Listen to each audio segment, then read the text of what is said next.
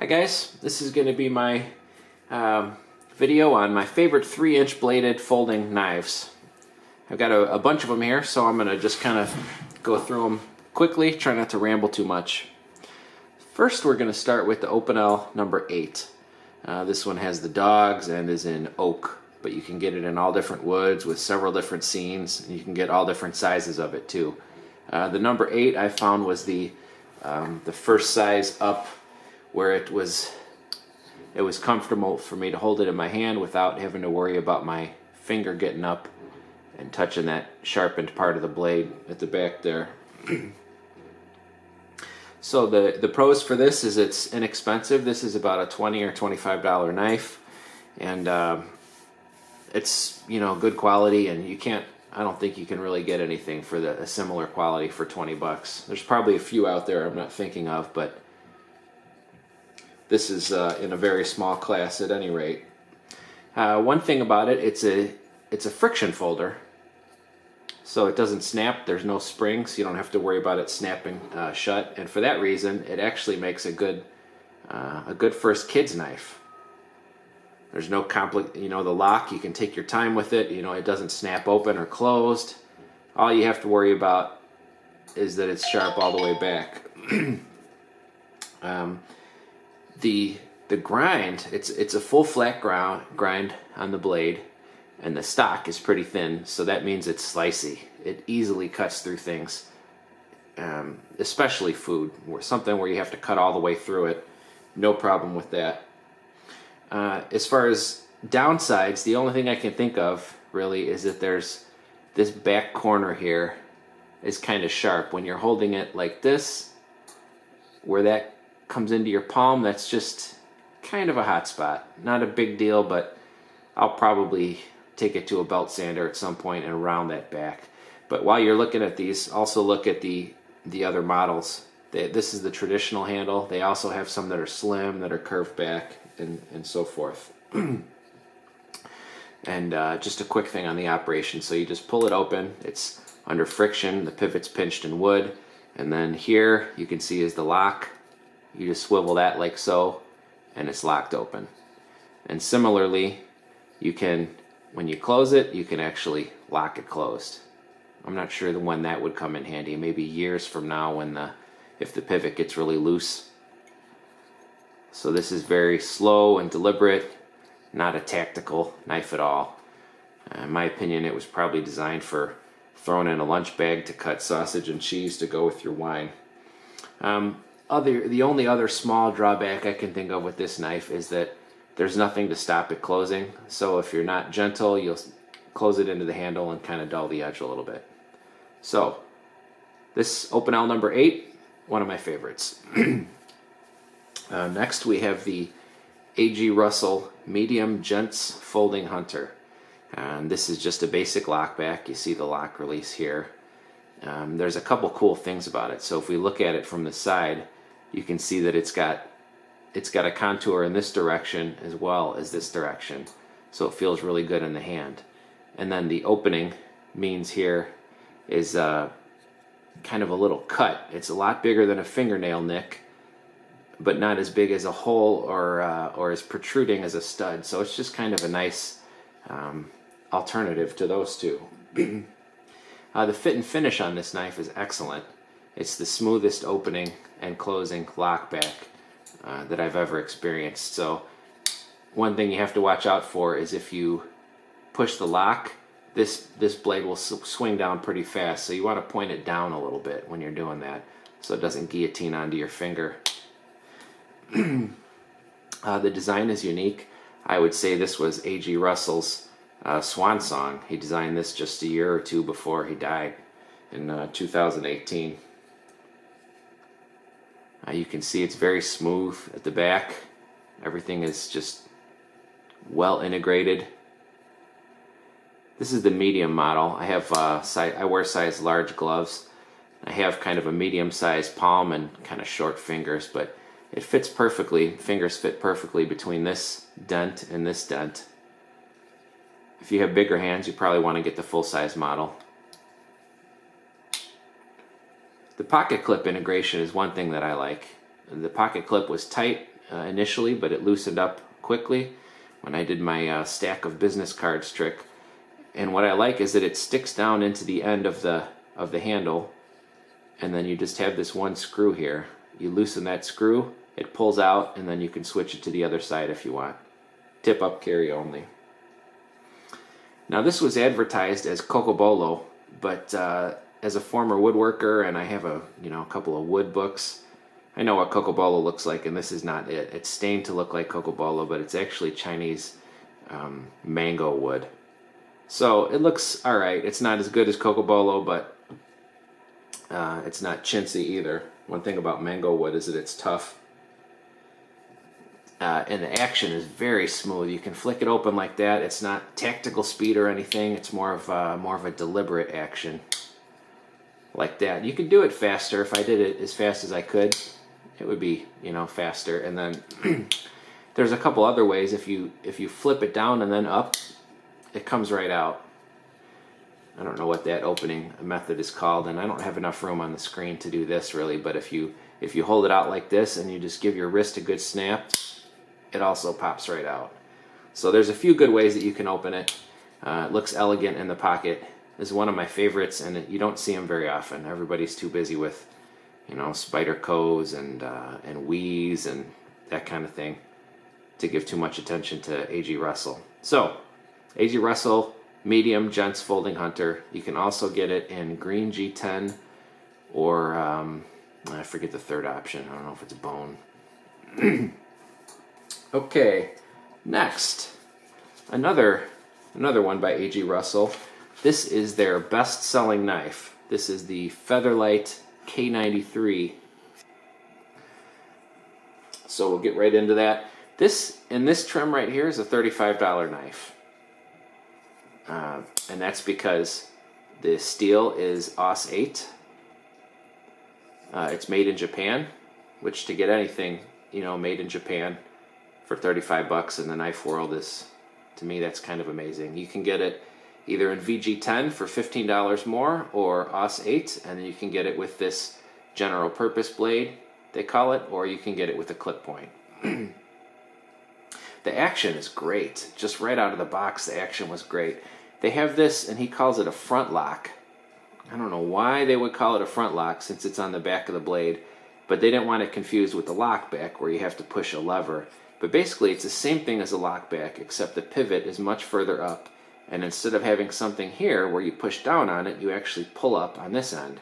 And what that does is it makes it so that you don't have to push down here while your finger's here in the path of the blade. You keep your fingers out of the way, you pull that up, and it flops right closed. You can open it either with the slot, or you can pull the lock and just give it a very gentle flick, or you can do what I had just demonstrated on the other knife, on the medium gents folding hunter. And you can give it a wrist flick, she comes open, or you can give it the old down up, and it comes open, no problem. And it closes just as easily. You just get your fingers out of the way, put the blade, pull that, and it comes right down. So, and anyway, 35 bucks to 50 bucks. If you were comparing this against knives, I would say the closest well-known competitor would be the Spyderco Delica in size. The A.G. Russell has a slightly longer blade. The Delica has a slightly longer handle. But these right now are going for 75 bucks, a Delica with VG10. And this is 50 bucks with VG10. It weighs a lot less. The handle is molded in the US, Zytel, and then it's sent to Japan, where the rest is done, the blade and so forth. One thing you'll probably notice right away, there's no pocket clip and no provision for one. So if you absolutely have to have a pocket clip, forget this one and move on. But what it does have is a Kydex neck sheath option. And it's so light, it's noticeably lighter than a Spyderco Delica. It snaps in there, you hang this around your neck, pop that off with your thumb, swing it open. So that's good for someone with, a standing job or a desk job. You don't necessarily want everything clipped on your pocket. Let's see, what else can I say about this? It is a good option to the alternative to the Delica, and it really is Featherlite. They call it the K93 Featherlite. If I were to nitpick, a pocket clip is nice. It would be nice if they had one like on the medium gents folding hunter, where they just integrated it into the end. They don't have that. They've had the same design essentially for the last 20 years. The build quality is really good, and especially for such a small knife, it's very, inexpensive but high quality, and it's flippy. You wouldn't expect it with a back lock, but it is. And then I guess the only other thing, I think this is a little bit cheesy. There's an oval hole here, and it was obviously intended for third-party branding. So A.G. Russell was probably thinking they would sell it to other companies. They would put their branding mark in there. But as it is now, you just get it with this hole. They didn't even bother to make their own A.G. Russell branding in there, which to me that's a little bit disappointing. Not a deal killer or anything, but just something that you would notice. And then it's pinned construction, and that doesn't bother me. I'm not the kind that's going to take apart my knives. I can blast it out with air or water or whatever. So A.G. Russell K93 Featherlite, from $35 to $50 depending on what steel you want. And then there's blade options, and the Kydex neck sheath is kind of a nice, interesting option. It snaps in there nice and tight. Next, we have the brother to that knife. This is the K12 one-hand knife. It's the same type of action, but it's just a little classier all around. Instead of a plastic one-piece molded grip, it's got a titanium frame, and then you can either get bone, wood, or G10, green G10 handles. I went for bone. Gonna go classy, might as well have bone, right? Also, this one has a thumb stud instead of an opening slot. If you're using that to open it, it's a little bit more positive than the slot, I would say. One difference is that this one's made in China instead of Japan. So you'll notice it's kind of rough when you first get it, but it breaks in and it gets to be just as smooth as the K31. The pocket clip also is titanium, and it's the same, similar design. You would take this screw out and then lift it up and turn it around if you wanted to make it lefty, tip up only. And this one's a little more expensive. This was about $75. Paying for the bone handles, the titanium frame. This one is 9CR 13 MOV steel, which is about on par with VG10, I think. And you notice these scales just come off with a couple of screws. So what you could do if you wanted is you could buy the cheap one, the G10, take the scales off, trace them, and make your own scales out of whatever material or wood that you want. But everything else that applies to the K93 Featherlite also applies to this K12 one-hand folder. The only thing I noticed about this quality-wise, initially it was kind of rough. You'll notice that this is laser etched in instead of stamped like on the Japanese-made one, and the grind was very steep. I took it to my Ken Onion Work Sharp and made it a little more shallow so that I could touch it up with the Sharp Maker. Now it's properly set up. Anyway, that makes a good gentleman's folder option. Kind of an upscale K93. Alright, next. Kershaw Chill. This one, I've had this one forever, and I kind of took it for granted. I figured that I would replace it with something a little higher quality at some point, but I just can't justify it. It's got the 8CR13 blade steel, which is, that's good. Rockwell 58 or so. Why aren't you focusing, you son of a bitch? Come on. Flipper only. But what I like about this one, it's about $21 or $23 or something, and you just can't really find any big faults with it. The action is smooth. If I were to find a fault, you can see that by the time you loosen up the pivot so that it flips smoothly, the liner lock spring pushes the blade over. So blade centering is not awesome. But what you do is you just compromise. If you have it tight, it'll be perfectly centered. If you have it loose, it'll be rubbing on the one side. So you find what you like in the middle. And the action, you can If you give it a deliberate light switch action, it pops open. What I like to do is give it a very light switch action and just a little bit of wrist action. The handle is thin, the blade is thin. It's about 3¼ inch blade. It's designed by a proper knife maker, R.J. Martin. I like this better than the more popular U.S. made model. I forget what it's called at the moment. But check it out. 20 to 25 bucks. It's a nice liner lock, good flipper action, G10 handles, tip down carry, right side only, Kershaw Chill. Really feels good in the hand. Maybe not so much for a hammer grip, but for just a conventional grip like this or like this, it's great. Kershaw Chill. So perfect size and shape. It's narrow in the pocket.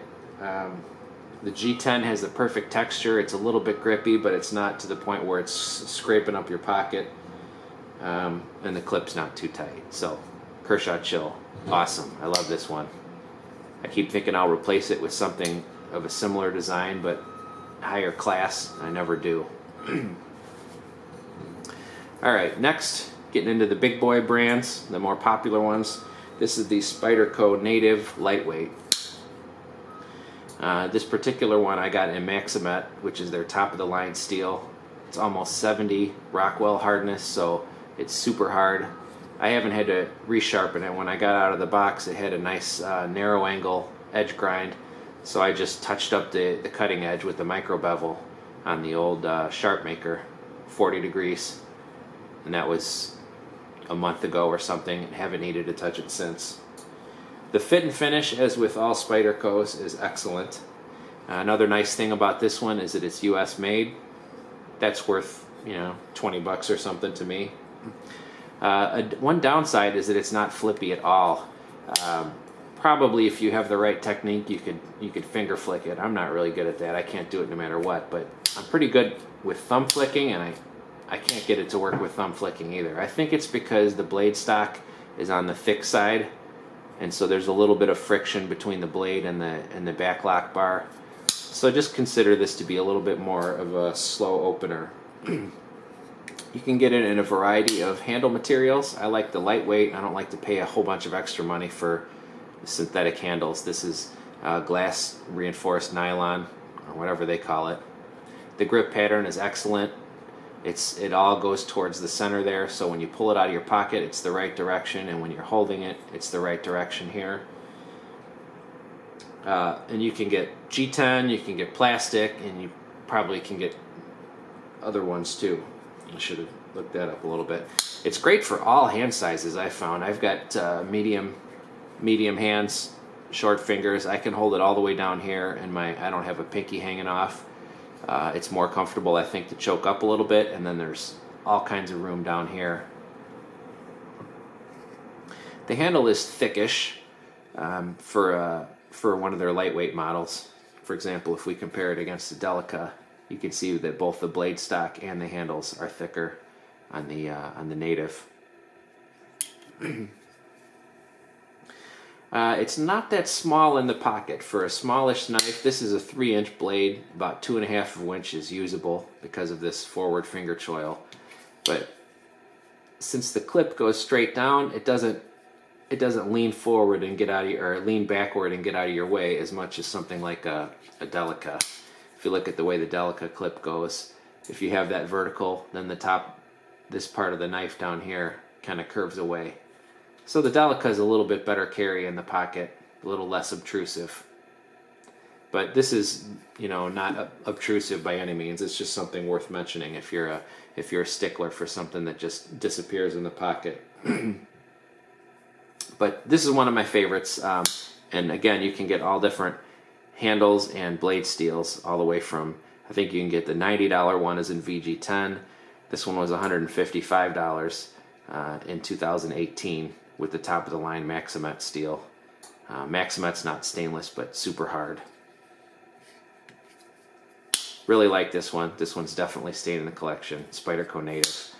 It's the most ergonomic small knife, choiled up small knife that I've found so far, at least in the hand. Next we have the famous Spyderco Delica. I had one of the first generations one with the integrated plastic pocket clip, right side tip up only. I love that thing. I don't know why I sold that, but when I replaced it, I found that they had upgraded from AUS 8 to VG10 steel, which was nice. As I mentioned just a minute ago, this is one of the nice things about this one is that it carries small. So once you get that in your pocket, it kind of curves away from where your hand goes, and it's smooth on the back. So very easy to carry. And the blade stock is on the thin side, and it tapers down as you go. So it's pretty slicey too. One downside is that I don't really like their finger groove design on this model. I think it's time for updating that, but it has you cram your two most dominant fingers in this one slot that's a little bit narrow. If you have really small hands or fingers, that's probably fine, or if you're a lady, that's probably fine. And if you hold it just the right way, it's probably fine, but you're really choking up hard. It would be better if they did what they did on the Native, and they had separate choils for the first two fingers, and then the last two fingers, share one. But they did it the opposite way on this one. It's a classic. They're not having any problem selling them, so maybe they know what they're doing, but I think it's time to revise that. So you have two finger choils here, and then you share the lesser one on the back there. Now this one does a little bit better on the thumb flick. You kind of jam your thumb in there and tension up the joint, and it just pops right out. I love that. Closing it, it's a back lock, so a little awkward compared to some of the other knives. And then of course the slow deployment always works. It's slow, but it's 100% sure even with gloves on. And if you really have thick gloves on, you can always grab that pocket hole there. So the deployment is pretty good.